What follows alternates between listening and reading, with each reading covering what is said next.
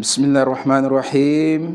السلام علیکم ناظرین اکرام، آج ہم حاضر ہیں منگل والے دن کا پروگرام لے کر، جس کا موضوع ہے میں اور میرا وطن۔